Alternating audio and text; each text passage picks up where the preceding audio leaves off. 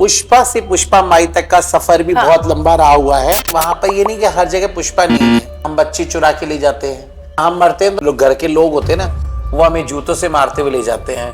क्या आप मेरे पर जूते मारना मंजूर करेंगे? तो कब ये चीज रियलाइज हुआ कि I am different from others? मैं याद करती हूँ तो मैं अपने आप को बहुत झंझोल लेती हूँ कि 7th स्टैंडर्ड में जब मैं आई, मुझे लड़के अट्रैक्ट कर रहे हैं। पीटीआई सर लाइक करते थे। मेरा क्या, एक चंचल स्वभाव की वजह से मैं सबको अट्रैक्ट कर देती थी। वही फेमिनाइन कपड़े पहनना, डांस करना, ये करना, उन्हीं बहनों के ऊपर साथ में खेलना करना। तो मैंने घर पे बड़ा स्पेशली जिद करके वो ट्यूशन का टीचर लगवाया। मैं जिंदगी में वो कभी काम नहीं करूंगी जिसके लिए मुझे और आपको और आपके परिवार को शर्मिंदगी महसूस होने दे। कि वो जाके किसी चौराहे पे खड़े होकर के सिग्नल पे खड़े होकर 2 वक्त की रोटी के लिए अपना भीख मांगे या 2 वक्त की रोटी के लिए अपना बदन बेचे। आपको ऐसा लगा कि आपकी एक फैमिली होनी चाहिए, आपको शादी करनी है? यहाँ बात आती है ट्रांसजेंडर्स की, जिसका तो कोई चॉइस ही नहीं रही। हमारे कम्युनिटी के पास में कोई मूलभूत आधार या कोई वोटर आईडीज वगैरह नहीं होती। अपंग, अंधे, लुगले, लंगड़े बैरों को पाल सकते हैं, तो एक ट्रांसजेंडर्स तो एक नॉर्मल है।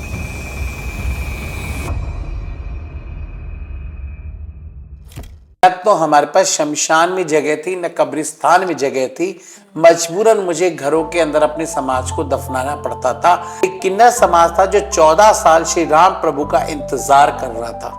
तो हर माँ काश ऐसा सोचे कि जिसको 9 महीने पेट में रख के 36 नसों का दूध पिला के मैंने बड़ा किया है, मैं कैसे अपने दिल पे पत्थर रख के उस बच्चे को घर से बाहर निकलने के लिए मजबूर करती हूँ। जिस समाज ने श्री कृष्ण को गोद में खिलाया, जिस समाज ने श्री राम प्रभु को गोद में खिलाया, उस समाज की आज ये दुर्दशा है। वो समाज आज या तो 2 वक्त की रोटी के लिए बदन बेच रहा है या किसी सिग्नल पे खड़े होकर भीख मांग रहा है। कुर्सी की पेटी बांध लो, मौसम बिगड़ने वाला है। हेलो गाइज, दी अय्यर शो के इस पॉडकास्ट में आपका बहुत बहुत स्वागत है। आज जो हमारे साथ गेस्ट हैं वो हैं ट्रांसजेंडर कम्युनिटी की एक्टिविस्ट और चेंज मेकर, एक बहुत प्रसिद्ध नाम राजस्थान का, जिनका नाम है पुष्पा जी। पुष्पा माई के नाम से हम इनको जानते हैं और समाज में ट्रांसजेंडर कम्युनिटी में एक बहुत बड़ा चेंज के पीछे अगर एक नाम है तो वो डेफिनेटली मैम का होगा। बहुत सारी बातें जानेंगे उनके चाइल्डहुड के बारे में, उनके ग्रोथ के बारे में, चैलेंजेस के बारे में, सोसाइटी में किस तरीके से एक्सेप्टेंस उनको मिला नहीं मिला, उनकी जो कहानी है वो आज आपके लिए हम लेकर आए हैं। तो सबसे पहले स्वागत करेंगे पुष्पा मैम का। Meet the real Pushpa. नमस्कार। नमस्ते। कैसे हैं आप? बहुत अच्छी हूँ मैं। एंड आई वेरी थैंक्स, मैं आज आई, आपने मुझे बुलाया मैं शॉर्ट नोटिस में। और एक बड़ा अच्छी चीज आपने बोली कि चेंज मेकर, और लाइफ का फंडा भी यही है कि चैलेंज को एक्सेप्ट करो और चेंज करो। सही बात है। तो मेरा शुरू से ही रहा हुआ है, मैं मेरा बताऊंगी। और मैं पुष्पा से पुष्पा माई तक का सफर भी बहुत लंबा रहा हुआ है। इवन आप बात करें तो कि कहाँ पोस्ट्स में मैं एक एक्टिविस्ट भी हूँ, मैं एक स्टेट आइकॉन भी हूँ, ट्रांसजेंडर वेलफेयर बोर्ड की मेंबर हूँ, इलेक्शन डिपार्टमेंट्स के साथ साथ में मैं पुलिस प्रोटेक्शन सेल की रिसोर्स पर्सन हूँ। इसके साथ साथ नगर निगम की ब्रांड एम्बेसडर हूँ, और इसके अलावा और भी कई डिपार्टमेंट में कहीं पर रिसोर्स पूल हूँ और कई जगह और सेंसेशन चेंज मेकर वाला जो है, और बहुत सारे कई लोग का एक्सपीरियंस भी मेरे साथ रहा हुआ है। तो ये एक छोटा सा है मेरा इंट्रोडक्शन। पुष्पा जी, सबसे पहले तो ना आपसे मैं पूछना चाहूंगी आप कैसे हो, क्योंकि ये ना बहुत अंडररेट स्टेटमेंट हो गया कि हाँ कैसे हो। सब लोग बोलते हैं हाँ बढ़िया है, लेकिन क्या होता है कि हम जब सच में किसी को सुनना चाहते हैं ना तो हम दोबारा से पूछते हैं कि कैसे हो। बिल्कुल सही कहा कि अक्सर लोग ये कहते हैं कैसे और मैं अच्छी हूं, क्योंकि हमारा कल्चर ऐसा है, होमोफोबिया। इसने कहा अच्छा, पर अभी अंदर हम नहीं जानते कि उसके अंदर क्या चल रहा है, सच में कैसा है। क्योंकि जब तक हम क्लोजली नहीं जाते, किसी के क्लोजली बैठ के बातचीत नहीं करते हैं, कभी हम किससे बातचीत करने की कोशिश नहीं करते, उसके अनछुए पहलुओं पे बात नहीं करते, तो शायद तब तक वो अंदर से बहुत अधूरा ही है, वो ठीक नहीं है। सही बात है मैम। तो ठीक हमेशा मन से और दिमाग से होना चाहिए। शरीर का स्वस्थ तो हर इंसान है, पर जब तक अपना माइंड और अंदर दिल से वो स्वस्थ नहीं है तो मैं मानती हूँ ठीक नहीं है वो। बिल्कुल सही बात है मैम। अच्छा, क्योंकि मैम हम बहुत सारी बातें तो आपसे करेंगे, सबसे पहले आपके पेरेंट्स को मैं बहुत बहुत थैंक यू कहना चाहूँगी, और मैं बहुत अप्रिशिएट भी करती हूँ ऐसे पेरेंट्स को जिन्होंने इतने ब्यूटिफुली आपको एक अपब्रिंगिंग दी, आपको एजुकेशन दिया। मैं कहूँगी देखिए, इसमें सबसे बड़ा जो हाथ है वो मेरी माँ का है। शायद आज इस दुनिया में नहीं है मेरी माँ, पर मेरे का बहुत बड़ा एक्सपीरियंस रहा है, क्योंकि अगर वो नहीं होती तो मेरी शायद आपने मेरे स्टेटस में देखा कि अगर तकदीर लिखने का हक अगर मेरी माँ को होता, शायद तो मेरी जिंदगी में एक भी गम नहीं होता। मैंने अपने स्टेटस में भी लगा रखा है। पर अगर बात करूं, मेरी माँ ने कहा देसी को लड्डू टेढ़ा ही सही पर मेरा है, किसी और का तो नहीं है ना। तो हर माँ काश ऐसा सोचे कि जिसको 9 महीने पेट में रख के 36 नसों का दूध पिला के मैंने बड़ा किया है, मैं कैसे अपने दिल पे पत्थर रख के उस बच्चे को घर से बाहर निकलने के लिए मजबूर करती हूँ कि वो जाके किसी चौराहे पे खड़े होकर के सिग्नल पे खड़े होकर 2 वक्त की रोटी के लिए अपना भीख मांगे, या 2 वक्त की रोटी के लिए अपना बदन बेचे, या 2 वक्त की रोटी के ट्रेन बैगिंग पे खड़ा रहे। तो वो माँ कैसे बर्दाश्त कर सकती। तो मेरी माँ तो शायद इसलिए बर्दाश्त, और थैंक्स मुझे पोस्ट ग्रेजुएट करके इस जगह तो खड़ा किया ताकि मैं चेंज मेकर बन पाऊं। बिल्कुल, मैं इसलिए मैम जब मैं पढ़ रही थी आपके बारे में तो मुझे बहुत अच्छा लगा ये जान के कि ऐसे भी पेरेंट्स होते हैं कि जो ये बात समझते हैं कि चाहे जैसा भी है हमारा अंश है, ये हमारा बच्चा, और उसमें उस बच्चे की गलती नहीं है। क्योंकि इतने टाइम से हम यही देखते हैं कि सोसाइटी का ये जो पेट्रियार्की चलती आई है, एक बहुत ही अलग नजरिए से ट्रांसजेंडर्स को देखा जाता है। हालांकि अब चीजें बदल रही हैं, बहुत चीजों में बदलाव आ रहा है, लेकिन आपका दौर मैम जब आप छोटे देखो, एक चीज है मैं जानती हूँ कि आशीर्वाद सबको चाहिए, पर मेरे घर के अंदर नहीं होना चाहिए। आशीर्वाद सबको चाहिए। बड़े बड़े मंचों पे मुझे बुलाया जाता, सजाता, पर जिसने मुझे बुलाया उसे ऐतराज नहीं, और जो दूसरे टकटकी लगाए देखते अरे किसको बुला लिया, अरे किसको बुला लिया। तो जब हमें एक तरह से देखे तो ब्लेसिंग के लिए बोलते हैं माई जी हमें दुआ करिए, आपकी ब्लेसिंग बहुत अच्छी लगती है, आपको ईश्वर का। और मुझे तो उपदेवता माना जाता है। अगर हम शास्त्रों को खेलते हैं तो चाहे मैं देख लूं त्रेता युग, द्वापर युग, सतयुग, और आज चौथे कलयुग में जी रहे हैं, तो देखो कि कहीं हर जगह मेरा उल्लेख है। शिव शक्ति, अर्धनारीश्वर, इवन मुझे ब्रंगला का महाभारत देखे तो ब्रंगला, शिखंडी, और भी कई लोगों के, जैसे अभी देखे जाए तो हमारे श्री रामायण में अगर उल्लेख देखें उसमें तो श्री राम प्रभु की 5 सखियां थी, उसमें उल्लेख है। मुझे कृष्ण की सखी, जिस समाज ने श्री कृष्ण को गोद में खिलाया, जिस समाज ने श्री राम प्रभु को गोद में खिलाया, उस समाज की आज ये दुर्दशा है। वो समाज आज या तो 2 वक्त की रोटी के लिए बदन बेच रहा है, या किसी सिग्नल पे खड़े होकर भीख मांग रहा है। तो जिस तरह चला आ रहा है, पर ये कहीं ना कहीं जब हमारा मुगल काल आया, ब्रिटिश आया, तो इस समाज को पीछे धकेल दिया। और अगर शास्त्रों में मेरा उल्लेख देखूं तो चाहे मनुस्मृति में देख ले, विष्णु पुराण में देखो, सिकंद पुराण में देखो, मानस सिकंद में देख लो, महाभारत में, रामायण में, हर जगह मेरा उल्लेख है। ऐसा कहीं नहीं है। इवन सुंदरकांड के दोहों में तक भी मेरा उल्लेख है। तो हर जगह इस तरह का उल्लेख है, तो कहीं हम इसलिए नकारात्मक नहीं कर सकते कि हमारा उल्लेख कहीं नहीं। सही बात है मैम। मैम जब आप छोटे थे तो आपको कब ये चीज रियलाइज हुआ कि I am different from others? कुछ है जो मतलब नहीं, मुझे ऐसा डिफरेंस नहीं मिलेगा, मैं सबसे अलग हूँ और मैं अपना बताऊंगी। हाँ। मैं 4 सिस्टर के ऊपर हुई थी। हाँ। तो घर के अंदर बहुत लकी थी, और 1973 में मेरा जब बॉर्न हुआ तो मैं मेरे घर के लिए इतनी लकी, क्योंकि हम लोग ओल्ड सिटी में रहते थे, जयपुर की ओल्ड सिटी में रहते थे। और जब मेरा बॉर्न हुआ तो मैं घर में इतनी लकी हुई कि मेरे से जो सबसे अल्दर ब्रदर था, वो यंगेस्ट ब्रदर जो था, वो जाकर के अब्रॉड गया मेरे बुआ जी के पास में। और मेरे 2 साल होते ही हम लोगों ने 75 मतलब देखो 630 गज का उस समय 1975 में हमने बहुत बड़ा बंगला ले लिया था। अच्छा। तो जहां एक कमरे से लेके और बड़े बंगलों में जाना, तो मैं मेरे घर के लिए बहुत लकी थी। तो मेरे घर वालों ने कभी मेरे को चीज के लिए नहीं किया, और मैं 4 सिस्टर के ऊपर पलती थी, तो वही फेमिनाइन कपड़े पहनना, डांस करना, ये करना, तो उन चीजों में मुझे महसूस नहीं हुआ कि मैं आई एम ए डिफरेंट। उन्हीं बहनों के ऊपर साथ में खेलना करना, उन्हीं की फ्रॉक्स पहनना करना, तो कभी ऐसा लगा नहीं रहा।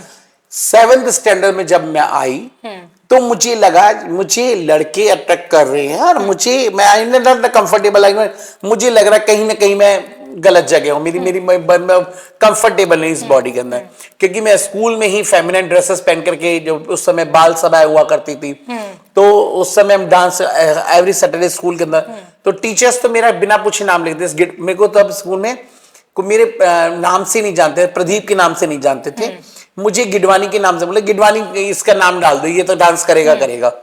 तो उस समय पता भी नहीं होता था, और मैं घर पे भी नहीं बताती थी कि मैं आज स्कूल में डांस करने वाली हूँ। इवन मैं घर में बैग में कपड़े छुपा करके चली जाए, फिर स्कूल में सेम स्कूल में बहनें पढ़ती थी, तो जैसे मेरा नाम, मैं बोलती आज वो भी पास वाली क्लासेस में थी, तू ड्रेस लेके आया, किस से ले, देख नहीं। तो एक बार तो मैं बताऊंगी बड़ा एक्सपीरियंस हुआ कि मैं उस समय 4th and 5th स्टैंडर्ड्स में पता नहीं होता था। आज तो हम इतना मल्टीमीडिया देख रहे कर रहे हैं कि पता है कि डिजाइनर क्या होता है और क्या चीज है। मैं 80 के दशक से पहले की बात बता रही हूँ। तो मैं उस समय कुछ जानती नहीं थी, मम्मी की चुन्नी लेगी और एक वो घाघरा से लेगी, बोला हो गया ऊपर शर्ट पहन लेंगे, तो घर में पहनते थे वैसे जस्ट नॉर्मल। तो टीचर बोलती ये क्या ले आया है, इससे डांस नहीं होगा। तो वो मेरी क्लास के अंदर एक ग्रुप की बहुत वो अच्छी अच्छी ड्रेसेस लेके आती थी, तो उसका ड्रेसेस में तो हम दोनों के बीच में कंपटीशन होता, तो वो मना करती थी मैं ड्रेसेस नहीं दूंगी, क्योंकि मैं डांस करती थी, तो उसके ड्रेसेस तो मुझे अवार्ड न मिल जाए, तो अपने ड्रेसेस में साथ शेयर नहीं करती। तो मेरी सिस्टर मुझे रेडी करती थी, तो ये एक एक्सपीरियंस रहा हुआ है करने पर। 7th स्टैंडर्ड में जब मुझे लगा, जब मेरे साथ एक कुछ बहुत घटना घटी, तब मुझे लगा यार मैं अलग हूं, मैं डिफरेंट हूं।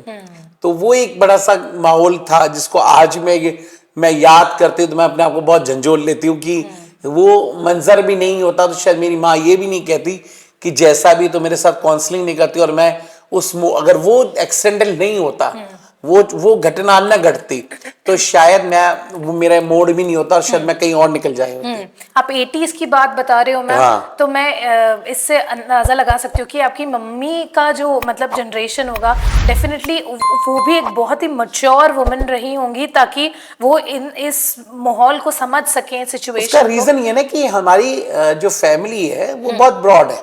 अच्छा। क्योंकि मेरी मामा जी वगैरह सब अब्रॉड रहते थे, मेरे ब्रदर, मेरी बुआ, तो हमारा फैमिली बहुत रिचुअल्स फैमिलीज थी। ऐसा नहीं था कि अभी देखो जब 75 में हम 630 का बहुत बड़ा बंगला ले सकते हैं, जिस समय 1 लाख रुपीस भी बहुत बड़ी बात हुआ करती थी। आज के टाइम में मान के बहुत मिलियंस में है, पर वो उस समय की बात। और वो बनी पार्क जैसे एरिया के अंदर जो सिटी से बस स्टैंड और रेलवे स्टेशन बहुत नियरेस्ट कॉलोनी हुआ करती एरिया में आता है। हाँ, तो उस समय जब लिया था तो आई वाज वेरी लकी। तो वो सोचो आप कि विचुअल फैमिलीज कितनी होगी।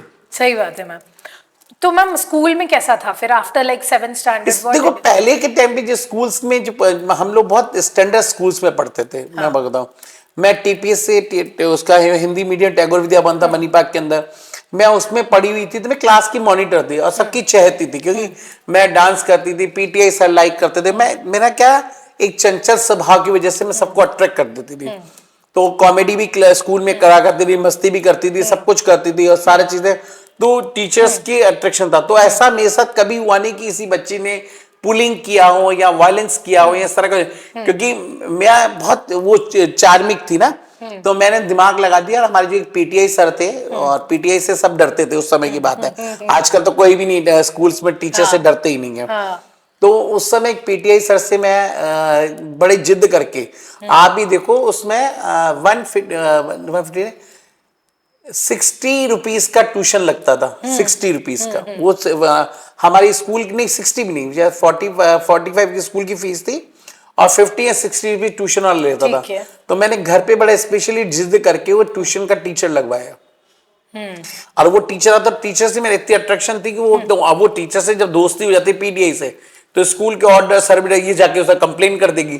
तो बच्चे वैसे भी डरते थे, मेरे करीब आते कि मेरे को पुलिंग करते नहीं पड़ेगी, उधर कंप्लेन करेगी और हमारी पिटाई होगी। तो एक चीजें रहा हुआ है। तो ऐसा मेरे साथ कोई हुआ नहीं है ना, आज तक भी ऐसा नहीं हुआ है।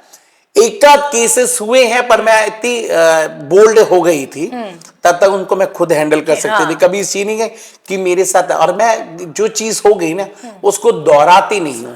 क्योंकि जब कहते हैं ना कि हम पॉजिटिव वेज हमेशा देंगे, मैं एक ही बात को नेगेटिव पकड़ के रख लूंगी तो लाइफ में कभी आगे नहीं बढ़ूंगी। सही बात है मैम। कब आपको ऐसा लगा कि मुझे आई हैव टू स्टडी, मुझे ग्रोथ की तरफ जाना है, एजुकेशन की तरफ, I don't want to be like, मुझे अपनी पहचान बनानी है, ऐसा कब लगा आपको? देखो मेरी मदर की डेथ के बाद में 2000 के अंदर, जब जनवरी के अंदर 5 जनवरी 2020 में जब मेरी मदर की डेथ हुई, तो मेरे ये मान के चलो सर से छत छिन गई हो और जमीन से नीचे धरती खिसक गई हो। ऐसा माहौल था जो मेरे को झकझोर दिया पूरा कि मैं क्या करूं। क्योंकि मैंने मेरी माँ से वादा किया था मैं जिंदगी में वो कभी काम नहीं करूंगी जिसके लिए मुझे और आपको और आपके परिवार को शर्मिंदगी महसूस होनी थी। तो ये चीजें जब मैं अपनी ग्रेजुएशन तो मम्मी के टाइम पे पूरी कंप्लीट कर ली थी, सब कुछ कर लिया था, अब क्या करें। क्योंकि मम्मी के डेथ के बाद में हमारे कुछ हर एक की फैमिलीज में डिस्प्यूट होता है।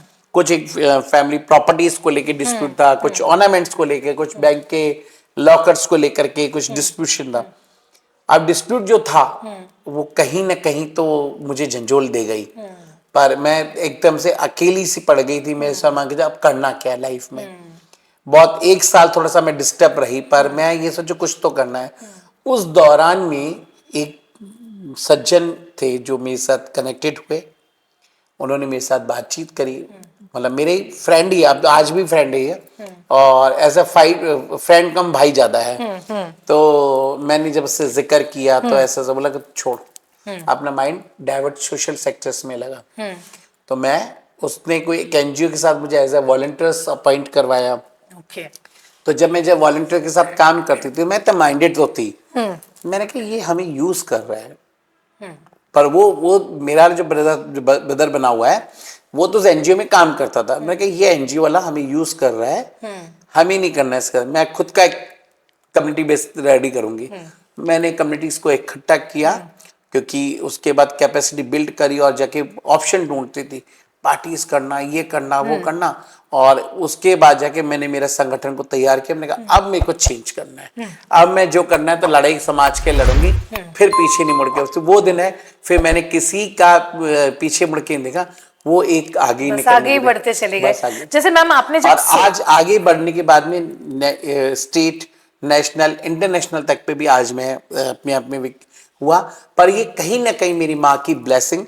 और उसके बाद में 2005 में जाके मेरी मुलाकात मेरी गुरु लक्ष्मीनारायण त्रिपाठी से मेरी मुलाकात हुई, जिन्होंने मेरा हाथ पकड़ के, जब माँ और बाप, एक कहते ना गुरु माँ भी होती है, बाप भी होता है। तो मेरे दोनों जब पेरेंट्स, फादर पहले नहीं थे, मम्मी नहीं थी, और वो 5 साल के बाद उन्होंने जो ऐसा हाथ रखा, तो आज मैं जिस जगह पे खड़ी हूँ तो मेरे को माँ और बाप का दोनों का प्यार मेरी गुरु से मिलता है। How nice, ma'am. तो आज भी अगर मैं 2 दिन मेरे वहां बात नहीं करती हूँ तो तीसरे दिन कहाँ थी, 2 दिन तो बात नहीं की, तो वो एक अटैचमेंट माँ और बेटे का हो गया है। बहुत इमोशनल हो गए हो आप, आपके फेस, आपकी आंखों में दिख रहा है मैम। चलिए थोड़ा सा कुछ हैप्पी वाली चीजें बात करते हैं। अब जैसे मैम, जैसे मैंने आपके बारे में पढ़ रही थी, मैं वीडियोस वगैरह देख रही थी, तो आप बहुत ही मतलब सोसाइटी में जो आपकी कम्युनिटी है उसको, उसके वेलफेयर के बारे में बहुत ज़्यादा सोचते हो और उस हिसाब से उस संस्था को डिज़ाइन करने की कोशिश करते हो। तो मैम ऐसा कभी हुआ, क्योंकि आपके दिमाग में तो आपका माइंडसेट था कि मुझे पढ़ाई करनी है, मुझे आगे बढ़ना है, मुझे एक अपना नाम बनाना है, लेकिन जो बाकी आपके कम्युनिटी के हो सकता है उनको उनकी फैमिली से उस तरीके का ट्रीटमेंट या कंडीशनिंग नहीं मिली हो, तो आपने उनके माइंडसेट को कैसे ठीक किया? देखो कई बार मेरे को माइंड सेटअप करने में समय भी लगता है, क्योंकि जिसने माइंड सेटअप कर लिया मुझे क्लैप करके कमाना है, उस माइंड सेटअप को चेंज करना, बार बार उनके साथ काउंसलिंग करना, ये करना, उन तक रीचिंग करना बड़ा टिपिकल है, बड़ा। और कई बार क्या होता है, मैं 4 महीने 3 महीने उनसे काउंसलिंग करती हूँ, 5-6 महीने कहते चल रहे ये फालतू काम करके बैठ गई है, मैं और कहाँ देगा। पर कुछ ऐसा हुआ भी है, I will successful to you, कि मैंने सेंट्रल गवर्नमेंट से गरिमा गृह चलाया और गरिमा गृह में 25 ट्रांसजेंडर्स को रहना करना खाना पीना साथ में उनको स्किल एंड लाइवलीहुड के साथ जोड़ना। तो हमने स्किल से बड़े बड़े कॉर्पोरेट सेक्टर्स हैं जहां पर जस्ट लाइक हमारा Hindustan zinc, Tata steel, Amazon, Flipkart, Vedanta groups है, होटल इंडस्ट्रीज है, वहां पर बच्चों को हमने रिकमेंड किया और आज काम कर रहे हैं बच्चे और करके भी दिखा रहे हैं। सबके प्रमोशन भी कर दिया आपने साथ साथ। नहीं नॉट जिन्होंने जो कॉर्पोरेट सेक्टर ज्यादा सपोर्टिंग में आगे आ रहे हैं, चाहे देखो ये एक प्रमोशंस नहीं है, वाकई में जो समाज के लिए सोच रहा है दैट्स एप्रिशिएटेड है उनके लिए कि उन्होंने सोचा और सब वो किसी भी एंगल पर। आज भी हमारे पास कॉल्स आते हैं और कहते हैं कि और बच्चे हैं क्या, हमें पास और दो। तो एक चीज है कि हमारा काम है, हम देखो हमें गरिमा गृह में उन बच्चों के साथ रख करके और हमें उनको जॉब पे रखा, हमें समाज को मुख्य धारा से जोड़ने का कार्य है। करेक्ट। अब वो किसी भी माध्यम से कॉर्पोरेट सेक्टर्स हो, प्राइवेट सेक्टर्स हो या कुछ गवर्नमेंट डिपार्टमेंट हो, किस तरह हम पॉलिसीज में गाइडलाइंस में बदलाव ला करके समाज को मुख्य धारा से, जो समाज 1100 साल पीछे धकेल दिया गया था, उस समाज को वापस सही ट्रैक पे लाना चैलेंजेस तो है, पर उस चैलेंजेस को एक्सेप्टिंग भी हम लोगों ने किया हुआ है। और अभी भी बहुत सारी परेशानी, कई बार हमारे साथ लोग नेग्लेक्ट भी हो जाते हैं, कई लोग नहीं हमारे साथ खड़े भी होते हैं, पर हमने माइंड सेटअप है, हमें आने वाली जनरेशंस को लाना है। 4 मेरे लिए दुश्मन हो जाएंगे कोई दिक्कत नहीं, मुझे 4000 का सोचना है, और 4000 दुश्मन भी हो जाए तो मुझे 4 लाख के लिए सोचना है। क्या बात है मैम, इतना पॉजिटिव माइंडसेट, वाकई में वो एनर्जी मुझे फील हो रही है आपसे है। और सबसे अच्छी बात है कि ट्रांसजेंडर कम्युनिटी में भी एक बदलाव आ रहा है, अवेयरनेस आ रही है। जैसे कोविड का टाइम था मैम एक, तो आई एम श्योर कि उस टाइम पे भी एक बहुत बड़ा चैलेंज, देखो कोविड था, बड़ा पैंडेमिक था, उसी कोविड में हम लोगों ने अपना प्रोजेक्ट लिखा कोविड कि किस तरह हम कम्युनिटीज को लाइवलीहुड के साथ जोड़े। ठीक है मैम। तो हमने सेंट्रल गवर्नमेंट को लिखा और एक पायलट प्रोग्राम लिखा जिसमें गरिमा गृह shelter homes transgender all over India के अंदर माने 230 फाइल्स आई, उसमें से मात्र 13 एनजीओ को सेलेक्ट किया। तो आप ये जान सकते हैं कि मेरा एनजीओ उसमें कहाँ जाकर के सीबीओ, बेसिकली मेरा एनजीओ नहीं सीबीओ कमिटी बेस्ड ऑर्गेनाइजेशन है, वो कहाँ जाके सेलेक्ट हुआ होगा, उसने जाके कहाँ पर सके। और फिर उस समय हम लोगों ने इतना पैंडेमिक था कि हम कैसे करें, जहां लोग अपने अपनों से दूर हो रहे थे। मेरा समाज तो बहुत पहले से ही दूर था, तब पता चल रहा था कौन कितना करीब और कौन कितना दूर है। इवन हर एक इंसान अपने लिए सोचा था। उस समय मेरा कुछ समय इंटरनल सर्जरी कुछ प्रॉब्लम हुआ था और मैं उससे लोग कह रहे थे आपका ह्यूमन पावर जो डाउन है, आप मत जाओ रेड जोन एरिया के अंदर। इवन फर्स्ट कोविड में भी मैंने बहुत सारे ऑर्गेनाइजेशन से, प्राइवेट सेक्टर से, कॉर्पोरेट सेक्टर से ग्रोसरी इकट्ठी करी और मेरे घर के फ्लैट के नीचे एक पूरा फ्लैट पूरा जो था 3 BH का पूरा ग्रोसरी से भर दिया था। और मैं डेली बैठ करके सुबह से आज कहाँ जाना है, कलेक्टर साहब से परमिशन ली गाड़ी की, और वहां से रेड जोन मेरे सामने दिख रहा है, वो कोविड का पेशेंट, उसने आके मेरी गाड़ी को टच किया। वो एक था कि आज क्या होगा, अब इसने तो गाड़ी को छू दिया। जब फर्स्ट कोविड था, बड़ा डरती घर आकर के तुरंत वॉशरूम में जाके नहा करके फट से जाकर के वो काढ़ा पीना ताकि अपने आप को सेफ कर पाऊं। फिर वो दोपहर का समय था और शाम को वापस दूसरे रेड जोन के अंदर जाके और ग्रोसरी भी ऐसी नहीं, हम लोग छोटे पैकेट नहीं, वी आर द पूरा 1 मंथ की ग्रोसरी जिसमें आटा, चावल, दाल, न्यूट्रिशंस के लिए उसमें मसाले, तेल, सबसे बड़ी चीज थी हाइजेनिक, उसके लिए साबुन और सैनिटाइजर, मास्क, ये फर्स्ट वाले को। और जो हमारे जरूरतमंद थे उन तक एंटीबायोटिक मेडिसिन वगैरह भी पहुंचाना करना। तो ये बड़ा रहा, एक बड़ा एक्सपीरियंस रहा, पर डर भी था। फिर जब उसके बाद में जब वैक्सीनेशन लग रहे थे तो हमारे कम्युनिटी के पास में कोई मूलभूत आधार या कोई वोटर आईडीज वगैरह नहीं होती, तो उनको वैक्सीनेशन कैसे लगे, और अगर वैक्सीनेशन लगे तो कैसे लगे। तो उस समय फिर हम लोगों ने क्या किया, CMHO से कंसल्ट किया, सब कुछ किया, और फिर मैंने ऑन बिहाफ पे जाकर के मैंने कैंप ऑर्गेनाइज करे और मेरे एक आधार कार्ड पे 100 200 लोग को वैक्सीनेशन लगे। तो ये बड़ा रहा हुआ है। पर मैंने पहले ही आपको ये बोला कि हर एक चैलेंज एक्सेप्ट है और चेंज द मेकर। जब तक हम चैलेंज को एक्सेप्ट नहीं करेंगे तब तक हम चेंज मेकर नहीं बन सकते। सही बात है मैम। क्योंकि मैम वोटर आईडी की बात आप कर रहे थे तो मेरे जहन में एकदम से ये सवाल आया कि राइट टू वोट कितना इम्पोर्टेंट लगता है मैम आपको, आपकी कम्युनिटी के लिए? देखो, राइट टू वोट बहुत जरूरी है। जब मैं इंसान हूं, जब सुप्रीम कोर्ट ने मुझे इंसान देने का, एक दिन वोट देने का मुझे अधिकार दिया, तो वोट सब देना सबको जरूरी है। क्योंकि एक महिला अपना चुनिंदा प्रतिनिधि चुन सकती है, एक पुरुष अपना प्रतिनिधि चुन सकता है, तो क्या ट्रांस अपना प्रतिनिधि नहीं चुन सकता?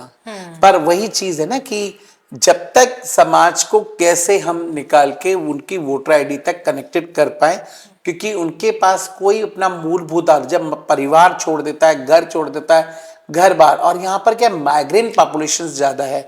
मैं पिछली गली में नहीं जा सकती क्योंकि पिछली गली में मेरे माँ बाप का घर है। मेरे तो बात नहीं पता, मैं एग्जांपल बता रहा हूँ। पिछली गली में नहीं जा सकती। अगर मेरे माँ पिता की मौत भी, तो मैं उसके मौत पे होने के बाद में उनका चेहरा भी नहीं दे सकती। इतनी बड़ी विडंबना है कि इस समय पिछली गली में नहीं जा सकती। तो वहां तो आधार और वोटर आईडी का, और माइग्रेन ये है कि मैं जयपुर की रहते हुए मैं चली जाऊंगी बॉम्बे, और बॉम्बे की रहती हुई मैं चली जाऊंगी हैदराबाद, हैदराबाद की रहते हुए मैं यूपी चली जाऊंगी।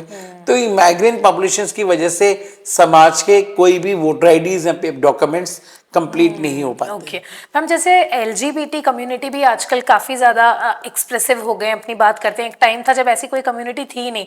इनफैक्ट लोगों को लगता था कि अगर ऐसे कोई कुछ हार्मोनल चेंजेस हैं भी किसी इंसान के, तो वो देखो, abnormal मान एक लेते चीज थे बताती हूँ। एलजीबीटी अगर एक बात आती है तो लोग क्या कहते हैं, ये वेस्टर्न कल्चर है। मैं कहती हूँ वेस्टर्न कल्चर नहीं है। अगर आज हम खजुराहो में जल जाते हैं, हम कामा सूत्र को उठा के देखते हैं, तो सारी कलाकृतियां झूठी हैं। वो तो हमारा हिंदू सभ्यता है, भारत से निकला हुआ है। चाहे हम देखें तो खजुराहो को देखते हैं, चाहे हम कामा सूत्र में देखते हैं, बहुत सारी चीजें। करेक्ट। तो एलजीबीटी का समझो, मैं जब पहली प्राइड 2015 के अंदर एलजीबीटी प्राइड निकाली थी, तो मात्र मेरे साथ 500 लोग थे। पर आज हमने लास्ट ईयर जब प्राइड करी, तो में 350,000 लोग मेरे साथ है, जिसमें LGBTQI हेट्रो वुमेन सब लोग साथ में थे।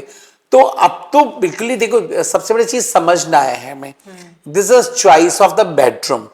ठीक है, लेस्बियन है, लेस्बियन गर्ल्स टू गर्ल।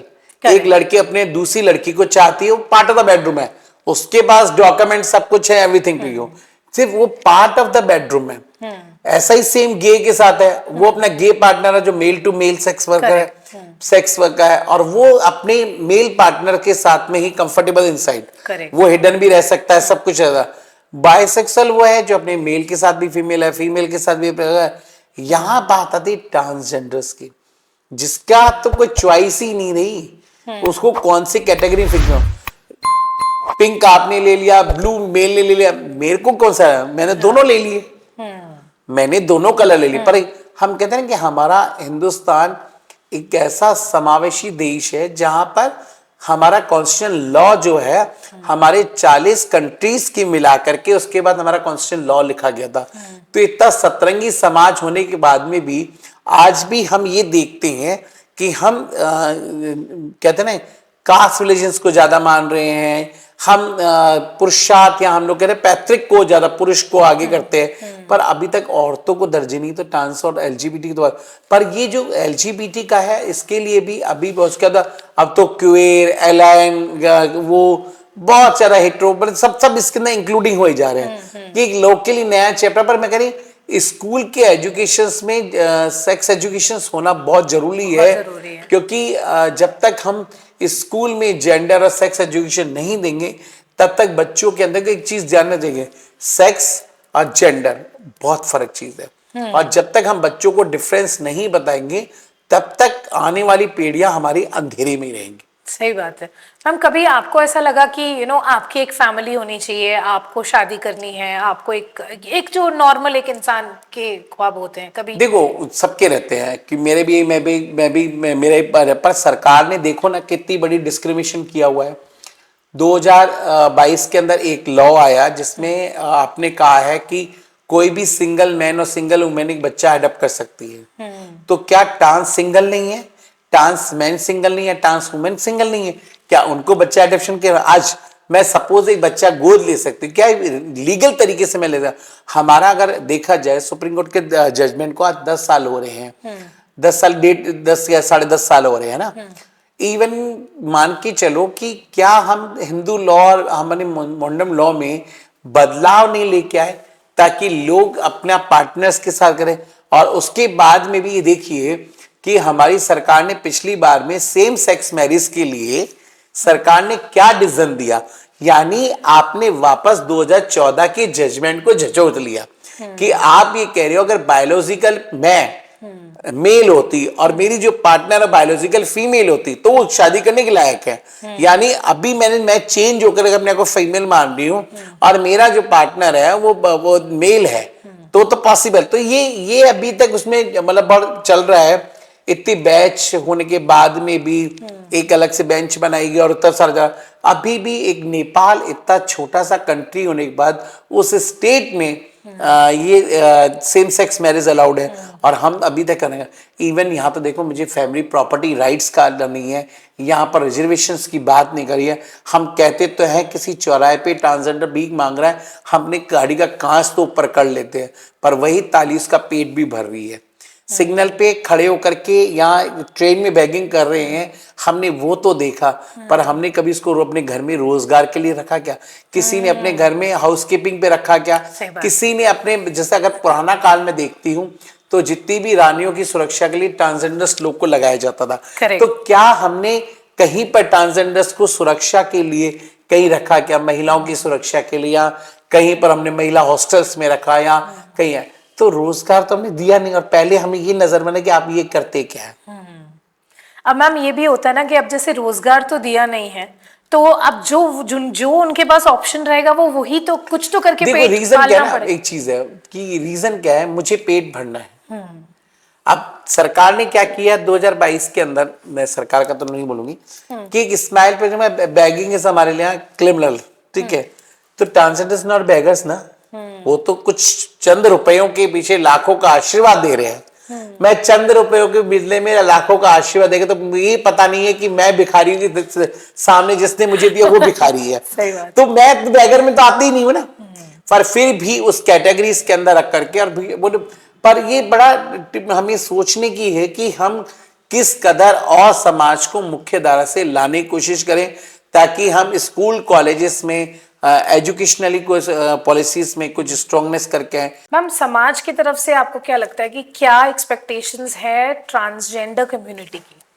देखो मेरा तो एक ही हमेशा हर बार एक ही मैसेज रहता है चाहे किसी भी चैनल के माध्यम से कि समाज जिस दिन एक्सेप्टिंग्स, वैसे हमारा दादा भीमराव अम्बेडकर सर दादा बाबा साहब ने लिखा हुआ है हमारा आर्टिकल 21 में इक्वलिटी की बात करेंगे, इंक्लूजिंग की बात करें और मैं यही कहूंगी हम बराबर का दर्जा जब देंगे, मेल फीमेल ट्रांस जब एक घर में बराबर होंगे, जिस दिन एक बाप अपने बच्चे का हाथ पकड़ गया मेरे घर ट्रांसजेंडर पैदा हुआ है और इसका मुझे एडमिशन करना, दिस वाज अ चेंज, उस दिन मेरा उस दिन होगा जिस दिन बाप बड़े घर से जैसे लड़के के होने पे बहुत सारी खुशियां बांट दे, उस दिन मोहल्ले में कहेगा कि आज मेरे घर ट्रांसजेंडर पैदा हुआ है, उस दिन मोहल्ले के अंदर खुशियां बटेंगी तब होगा। मैं उस दिन कहूंगी एक भाई बोलेगा कि मेरा भाई जो है ट्रांसजेंडर मेरे घर आया है, एक बहन बोलेगी मेरे घर एक ट्रांसजेंडर हुआ है, जैसे हम कहते हैं ना मेरे घर बहन आई है, मेरे घर भाई आया है। तो ये एक चेंज है जिसमें परिवार के अंदर तीनों जेंडर बराबर हो जाए। नहीं तो हम कभी कभी कहते हैं ना कि मुझे मेल चाहिए फीमेल चाहिए, पता चला तीसरा हो गया, या माँ आप कहेंगे मेरे दोनों एक ही बराबर मुझे और कहते हैं ना एक लड़का हो गया मुझे इनफ एक ही बच्चा बराबर है, तो उसके अगर ट्रांस हो तो ये नहीं कहे कि मुझे वापस मेल चाहिए फिर मुझे मेरे ट्रांस बहुत है, दोनों जेंडर्स को बराबर करेगा उस दिन ही करेगा। तो ये एक चीज सोसाइटी से कि जैसे भी बच्चे हैं उनको अपनाइए, जब ताउम्र आप अपंग अंधे लुगले लंगड़े बैलों को पाल सकते हैं तो एक ट्रांसजेंडर्स तो एक नॉर्मल अंदर पार्ट ऑफ उसका अंदर कपड़ों के अंदर क्या है कौन पहचानता है? सबसे पहले इंसानियत है। आज आपके सामने मैं खुद एक एक्सपीरियंस खड़ी हुई हूँ कि मेरे वही 2 हाथ 2 पाँव 2 आंखें नाक वही सब है, अंदर कपड़ों के अंदर क्या फर्क पड़ता है मैं क्या हूँ? सही बात है मैम, मैम जैसे बहुत सारी मिथ्याएं भी हैं, लोग बहुत अलग अलग चीज़ें बोलते हैं कि ट्रांसजेंडर की अगर डेथ हो जाती है तो एक अलग तरीके का ट्रीटमेंट उनको देते हैं, या फिर ये सब देखो क्या ये है? सब चीजें जो हमारे प्रति मिथ्याएं बनी हुई हैं, और इन मिथ्याओं को जब तक हम नहीं तोड़ेंगे, क्योंकि ऐसा कुछ नहीं है। आज सपोज मैं हूं और मेरे नीचे मेरे मेरे 4 शिष्य हैं, सपोज आपका मेरे से रिलेशन बन गया, आप मेरी बेटी बराबर है, ये मेरे बेटे बराबर है, वो मेरा भाई है, तो क्या आप मेरे 100 बरस पूरे होंगे, क्या आप समाज को मेरे पर जूते मारना मंजूर करेंगे? बिल्कुल ना। भी नहीं। ये सब मिथ्याएं बनी हुई हैं। इन मिथ्याओं पहले क्या हुआ था मैं आपको बता दूं, समाज को मुगल काल के बाद में ब्रिटिश काल तक ने जब एक क्रिमिनल घोषित कर दिया था, न तो हमारे पास शमशान में जगह थी न कब्रिस्तान में जगह थी, मजबूरन मुझे घरों के अंदर अपने समाज को दफनाना पड़ता था। तो जब दिखते ही नहीं थे तो लोगों ने मिथ्याएं बना दी मेरे प्रति, और वो मिथ्याएं जब से थोपी चली आ रही है, और हम ये कहते हैं जिसने थोप दी तो वो थोपी हुई चली अभी तक आ रही है, हम उस चीज से उभर भी नहीं पा रहे। तो ऐसा कुछ भी नहीं है, इन मिथ्याओं को तोड़ना है और समाज को मुख्य धारा से जोड़ना। और क्या सुनते हो मैम आप अपने बारे में कि कई बार बोलते हैं कि हमारी दुआएं बद्दुआएं, वाकई में दुआएं बद्दुआएं लगती है, मेरी दुआएं भी लगती हैं, हाँ। ऐसा नहीं है दुआएं लगती है, पर दुआएं मेरी तब लगेंगी। पहले का एक कल्चर था जिसमें हमारी जो बड़ी बुजुर्ग मैया थी वो तप भी था, जितना आपसे ले जाती उसके अब्ज में ईश्वर से दुआएं करती थी, ईश्वर से मतलब ये कहते थे कि जिसने मुझे दिया है, और उसके प्रति इतना डिविजन होते थे। तो उनकी वाक्य में, क्योंकि श्री राम प्रभु जब 14 साल वनवास के लिए गए और 14 साल बाद जब लौटे, तो जब उन्होंने सरयू तट पे कहा था सब नर और नारी अपने अपने घरों लौट जाओ, तो एक किन्नर समाज था जो 14 साल श्री राम प्रभु का इंतजार कर रहा था। जब 14 साल बाद श्री राम प्रभु वापस लौटे तो उन्होंने देखा कि ग्रुप वहां बैठा हुआ है, तब उन्होंने कहा कि आप लोग गए क्यों नहीं? बोले महाराज आपने नर और नारी का, हम दोनों में इसमें कंफर्टेबल नहीं थे, मतलब हम लोग इसमें, तो श्री राम प्रभु ने आशीर्वाद दिया कलयुग में तुम्हारा ही राज होगा, तो इसलिए तुम जिसी को भी आशीर्वाद दोगे वो फलीभूत होगा। तो ये देखो तब से वो समाज आज भी वही चला रहा है, श्री राम प्रभु का आशीर्वाद मिला हुआ समाज। तो ये मिथ्याएं दुआएं लगती हैं, पर अगर मैं आज नाजायज किसी को परेशान करूंगा, जिस लाइक आप भी हैं, मैं आपको भी नाजायज परेशान करूंगी तो आपकी बद्दुआ भी मुझे लग सकती है। एक किसी ईश्वर कहता है कि इतना दुआएं मैं ईश्वर के, वाकई में ईश्वर में से प्रेम करते, मैं ईश्वर के करीब हूं क्योंकि मैं सेमी गॉड, पर इसका ये नहीं कि मैं समाज में एक डर पैदा करूं और समाज के प्रति डर की भावना बैठाऊं। अब जैसे मैम गवर्नमेंट एक तरफ तो सरकार हो गई, एक तरफ समाज हो गया, आपको लगता है इसके बीच में एक ब्रिज होना चाहिए जो दोनों को जोड़े और सबकी बात सुनी जाए? देखो ये एक जरूरी था, जिसके लिए सेंट्रल गवर्नमेंट ने भी 2014 के अंदर ही कहा था हर स्टेट के अंदर एक वेलफेयर बोर्ड होना चाहिए, और वेलफेयर बोर्ड प्रॉपरली फंक्शनिंग में काम करना चाहिए, जो समाज के लिए वेलफेयर के लिए काम करे। पर कहीं ना कहीं बहुत सारा गैप्स है, पर मैं मानूंगी कि सरकार ने पहले तो एक बड़ा जजमेंट दिया, हमारे लिए एक्ट भी लेके आए, मेरे लिए रूल्स भी लेके आए, तो थैंक्स फॉर द गवर्नमेंट जागृत है। अब तो जागृत समाज को होना चाहिए कि मेरे लिए क्या वेलफेयर स्कीम्स हैं उनको मैं जाकर के एक्सेस कर पाऊं, और एक्सेस करेंगे तभी जाके सरकार को और पॉलिसीज और भी बदलाव लाने के। तो जो गैप्स हैं उसको कम करने के लिए क्योंकि रिसोर्स पुल्स बनने चाहिए, और रिसोर्स पुल्स के माध्यम से ही जाकर के कम्युनिटी तक रीच करके कम्युनिटी को उन बेनिफिशरीज का बेनिफिट मिल पाए, और बेनिफिट मिले तब जाके समाज को ये जो गैप है उस खत्म, जो एक समाज जो सोसाइटी में जो गैप है उस गैप को खत्म करना है। खत्म कैसे हुआ? एक जिस तरह चैनल के माध्यम से हम सेंसिटाइज कर रहे हैं, लोगों में डर खुलेगा। We are going to the colleges, school में हम जब सेंसिटाइज करते हैं, और स्कूल की एजुकेशन में 6 या 7 स्टैंडर्ड्स में जब चैप्टर के अंदर एक ट्रांसजेंडर का सब्जेक्ट आता है तो उसके भी हम बात कर पाए। इवन और भी ऐसा कोई ऐसी मेटेरियल्स रेडी होनी चाहिए जिसके माध्यम से हम और लोगों को अवेयर करें, ताकि लोग मेरे से डरे नहीं। जिस दिन मैं किसी रेस्टोरेंट या कहीं जाऊं और कोई डांस हो तो मैं उसके पास बैठते हुए झिझकिचाऊं नहीं। किस दिन कोई आपको चौराहे पे खड़े हो तो आपसे बड़े प्रेम से पूछे दीदी आओ बैठे चाय पियेंगे साथ में, एक कप आप चाय पीने झिझक खोल करके आप उसके साथ बैठने की कोशिश करें, तो यही चेंज है। बहुत अच्छी बात बोली है मैम आपने ये। एंड आई थिंक अब हर चीज़ इतनी ज़्यादा बदल रही है तो इस चीज़ को भी बदलना ज़रूरी है। हमारा माइंडसेट सबसे पहले बदलना ज़रूरी है, which is a fact, very true. और मैम आपकी तरफ से आपकी क्या होप्स हैं, आपके क्या और ड्रीम्स? आपने ऑलरेडी इतना अचीव कर लिया, आप हर एक सेक्शन में हैं, डिपार्टमेंट में आप हैं, पुलिस की मदद करते हैं, रिसोर्स पूल की तरह काम करते हैं, इतनी सारी चीज़ें, अचीवमेंट्स ऑलरेडी आपके पास हैं।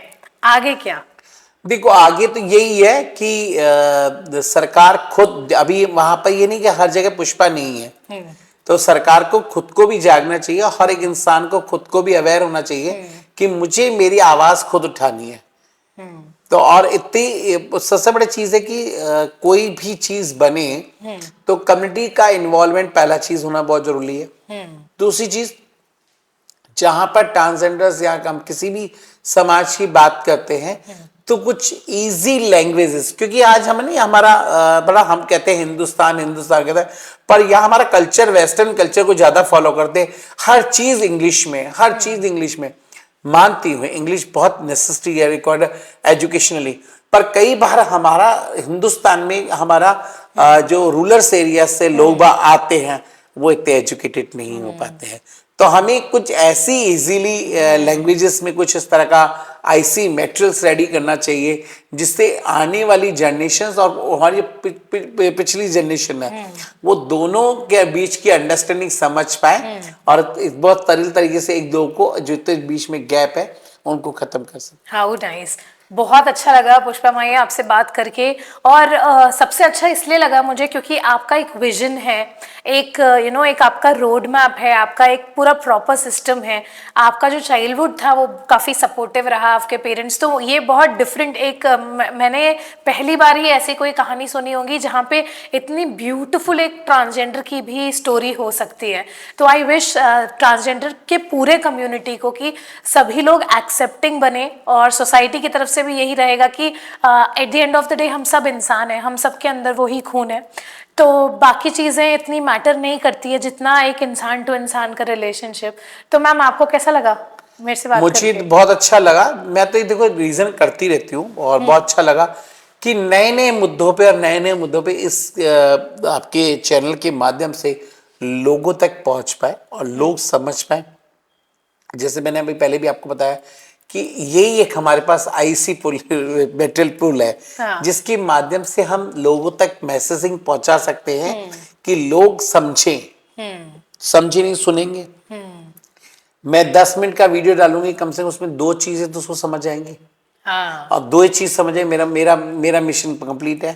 तो हम यही एक माध्यम सोचते हैं कि कैसे हम उन तक प्रिंट मीडिया, इलेक्ट्रॉनिक मीडिया, हम कैसे माध्यम बन पाए लोगों तक अपनी बात पहुंचाएंगे। ये पॉसिबल नहीं है कि मैं 1 to 1 जाके करूं, तो ये एक माध्यम है। हम सोशल मीडिया आजकल ताकि हम mass सोशल audience मीडिया को reach कैसा है कर कि हम लोग इसके थ्रू हम लोगों तक पहुंच पाए और अपनी बात को कह पाए। बिल्कुल, thank you Pushpa my for coming, thank you so much. तो अय्यर शो में आज हमने ट्रांसजेंडर कम्युनिटी की एक एक्टिविस्ट और चेंज मेकर पुष्पा माई से बात करी। अगले पॉडकास्ट में फिर से हाजिर होंगे कुछ और ज़्यादा इंटरेस्टिंग आपके लिए लेकर, कुछ डिफरेंट टॉपिक में। तो आप देखते रहिए the Iyer show. Thank you.